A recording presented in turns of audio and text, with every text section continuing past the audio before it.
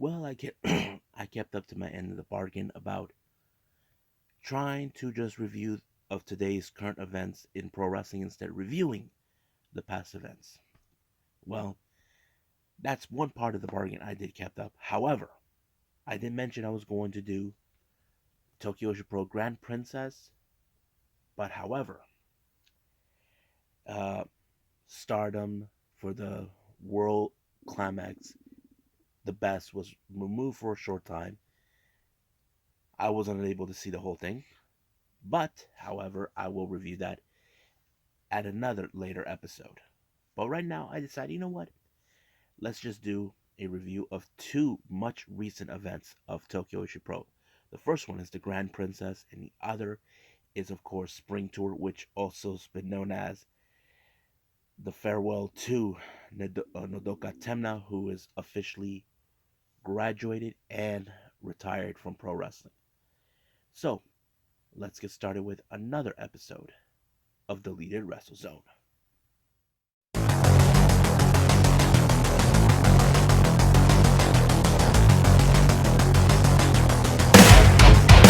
Are you ready? Get up, get up!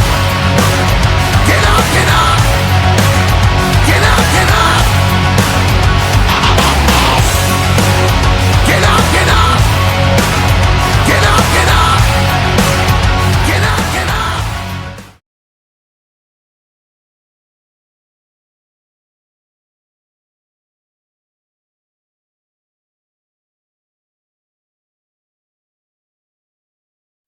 Welcome everybody to Deleted Retro Zone, all things that is pro wrestling with AEW, NXT, New Japan Pro Wrestling, Impact Wrestling, the National Wrestling Alliance, various promotions, wrestlers, matches, and championships.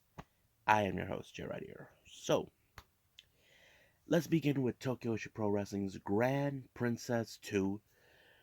As you know, this is one of their biggest events, so I'm excited, and I got the chance to see it. What a great show. Now, let's start with the opening match.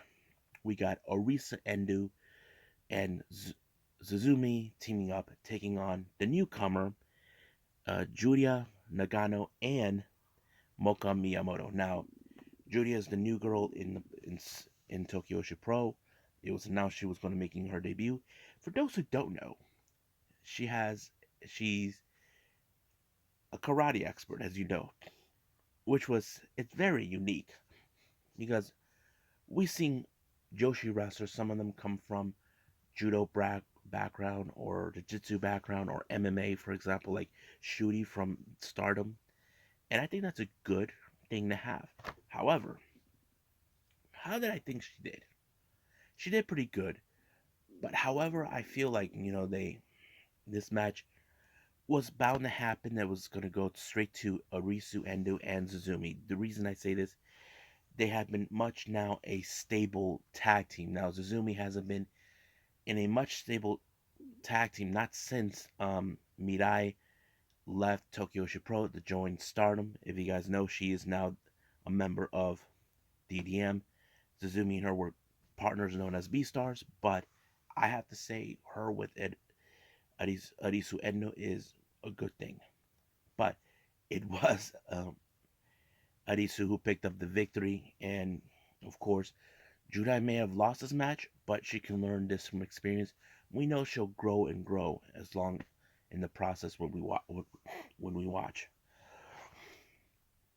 Next up, we have a bit of the Gun Joe, which is the Yoshi girls from Gunbari Pro taking on the members of Tokyo Yoshi Pro. So here is who we have from the Gunbari Pro or the Gunbari Yoshi girls. We have Yuri, Harukaze, um, Moika Mahori, and of course Yuna Manaze. Now for the Tokyo Yoshi team, we have Kaya Tori Buma,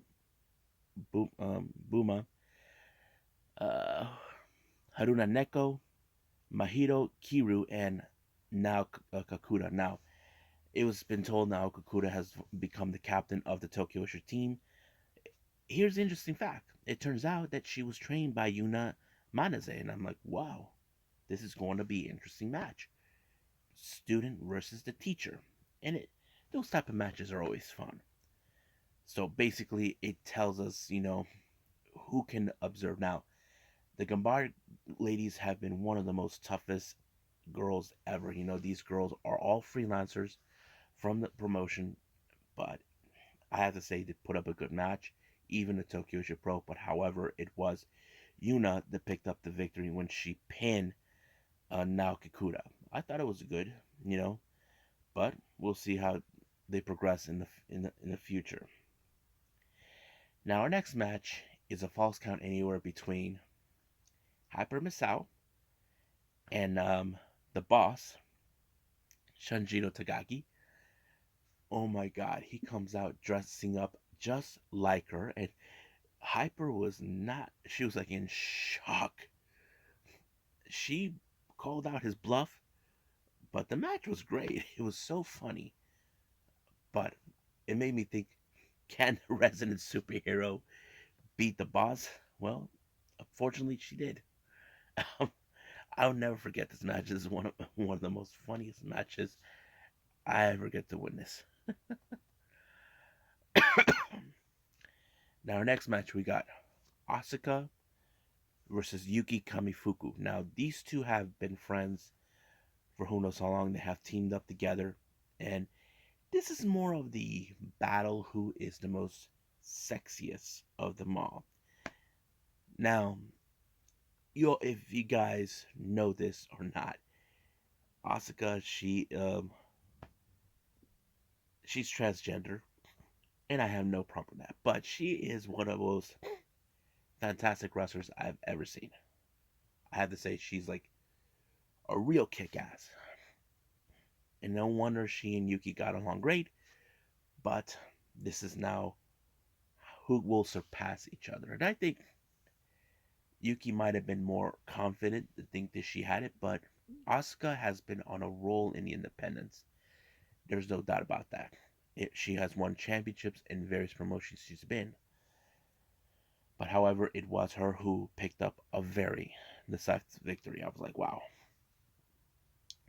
Now, next match we have is the battle of the Bakuratsu sisters, Yuki Inoi and the Nodoka Tona. This is the first and only time we get to see these two wrestle each other. And I think it was something special for all of us as fans because those who've been aware, Nodoka Temna has officially retired and graduated from Tokyo Shipro, but that's the next review.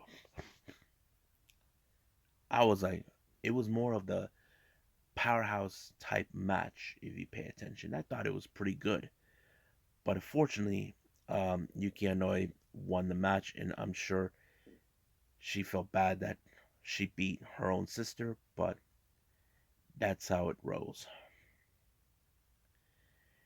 Now, our next match, we have Pam Harajuku, Raku, Ram Kaicho, and of course, Morika Kobashi taking on the members of Neo Bishiki Gun.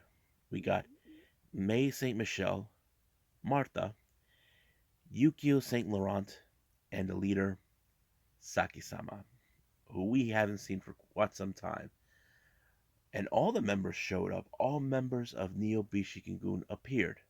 Those who were not even wrestling. I thought it was crazy.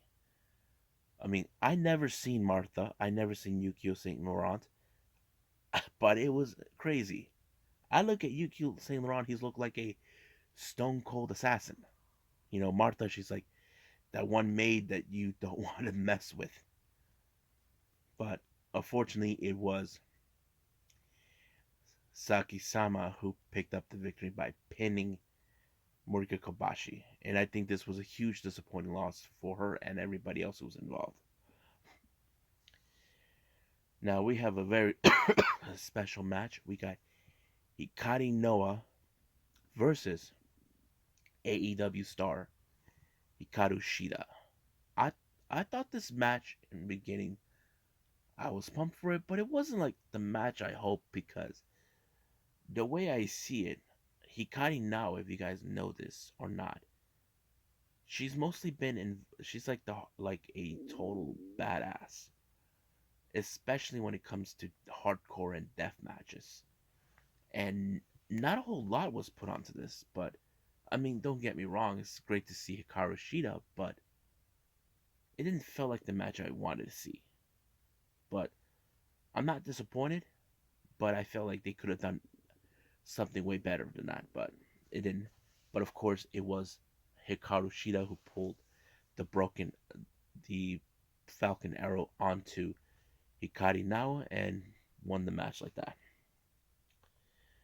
Now, our next match, this is one of three championships on the line. We have the International Princess Championship between Yuki Arai and Maki Ito. Now, this is not the first time these two have encountered. Their backstory is this: if you know this about these two, Maki Ito was part of a idol group that fired her. Basically, her idol career was a huge failure. As for Yuki Arai, her idol career was a huge success. But however, you look at Maki Ito, she is the top one of the top girls in Tokyo Pro, and she is the international princess champion. I was like, this is more like part two of their endless battle. And I think this one shows that Yuki has the capability to become champion, but however, she has a long way to go. And you got Maki Ito, who's been around the block, and she picked up the victory by submission, forcing her to quit. And I thought, wow, that was pretty good. But we know that Yuki and I will continue. We know she'll be a champion one day. We just don't know when. Next up is the Princess Tag Team Championships. We got Hakuchumu, or in translation to Daydream, Miyu Watanabe and Rika Tatsumi taking on the Magical Sugar Rabbits, Mizuki and Yuka Sakasaki. I thought this match was pretty interesting because, Daydream were the only team that ever been the longest reigning tag team champions, and it was great that they were going back for those titles once again. Uh, but the Magical Sugar Rabbits, you know how they are with their ways. But however, it was Yuka Sakasaki's finisher that put away Miyu Watanabe, and they retained their titles. Now our main event is the Princess of Princess Championship, Shoko Nakajima versus Miyu Yamashita for that title. Now, no, Shoko Nakajima, her white whale, in my opinion, is Miyu Yamashita. She has never beaten her before, and I think this is more like she has pursued to beat her, but at the same time, she knows was at stake, basically winning the title. And this is a title that she hasn't won before. And I think it tells us a different story. And I think it shows the kind of heart Nakajima has. However, Yamashita, she's determined, she's confident, but unfortunately, every ounce of energy she put into the match was not enough to put away Nakajima, but it did allow for Nakajima to pick up a huge upset onto Yamashita to win the Princess of Princess Championship, and I thought it was amazing. So I can't wait to see what she's gonna do during her reign. But right now, unfortunately, we need to move on with the next show, which is Spring Tour.